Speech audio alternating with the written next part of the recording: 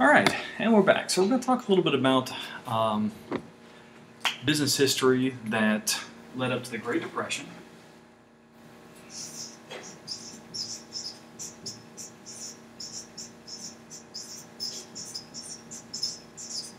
And then, of course, World War II.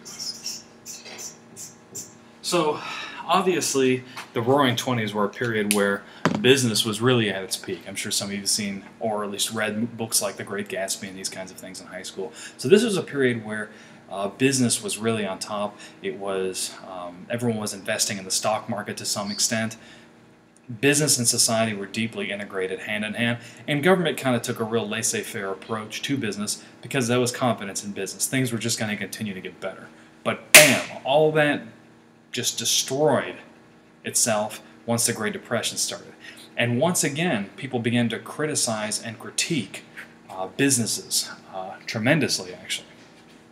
Now, World War II and the New Deal and some of these other projects that happened all about the same time began to restore the confidence that common people had in business. Now, what I've always wondered, was the New Deal from Franklin Delano Roosevelt really a project of redistributing wealth from businesses, or is it a way to legitimize and reinforce power from the government? Well, the 1930s were a horrible time for the United States during the Great Depression. It was actually the Soviet Union's best years. That was when they really began full-scale industrialization. And you do hear some discussion from American communists, people saying, well, why can't we be more like the Soviet Union? You had people coming back and forth from Russia, coming back and telling stories. You had a very small number of immigrants going to the Soviet Union. So I always thought that maybe FDR took a play from Otto von Bismarck, in that if the government voluntarily gives out these kind of social reforms and elevates the standard of the common people, then the legitimacy of alternate trains of thought, such as communism, become delegitimized. But again, that's only my speculation. I could be very wrong on this. So business, of course, continued to enjoy a strong degree of support, but that degree of support kind of collapsed in the 1960s. And that was kind of a Western phenomenon. That happened both in the U.S. and it happened in Europe.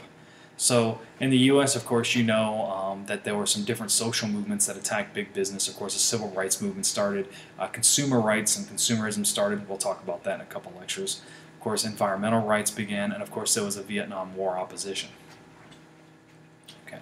So in Europe, there was also kind of a variety of revolutions that occurred. Some of you may be familiar with things like the Prague Uprising. There were uprisings in Poland. So that was, the Warsaw Pact. There were major uprisings in France, generally associated with left-wing parties. Factories were being taken over by the workers.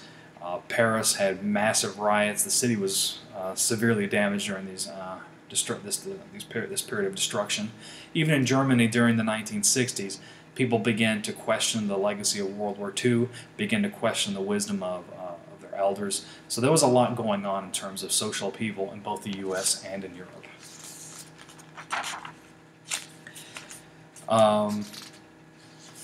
Now, once this kind of confidence in in business began to top off, the government began to step in and fill that void.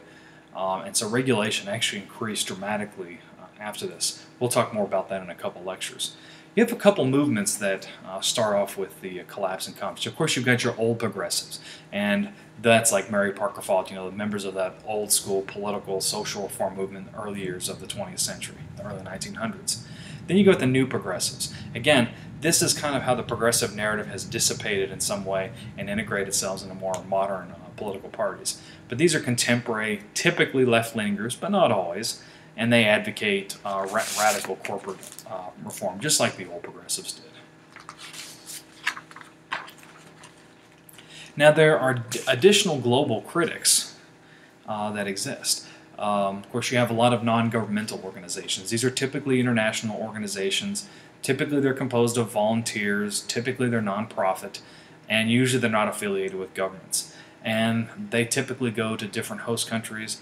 They animate the civil society, and they generally highlight issues that transcend any single nation.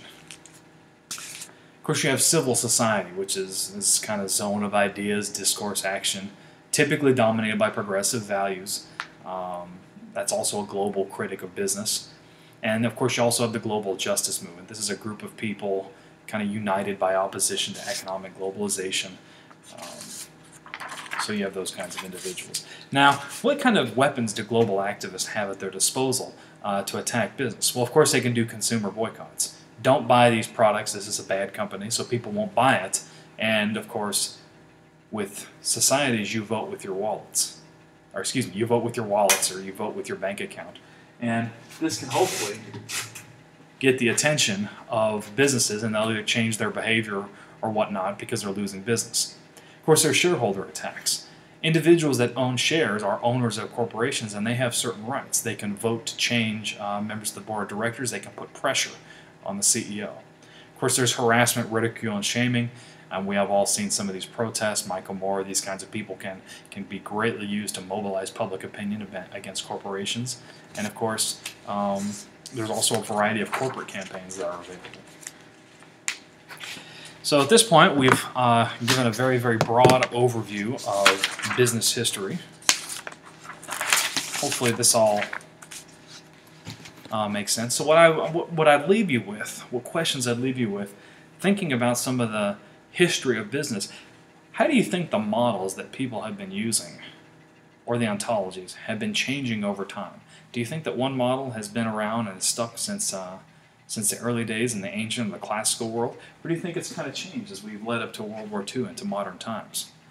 We'll leave that question open for discussion in class. So this concludes our discussion of business history. My name is Duncan Pelly. I want to thank you for watching this lecture. Hopefully you found it entertaining and informative, and we will see you next time. Thank you.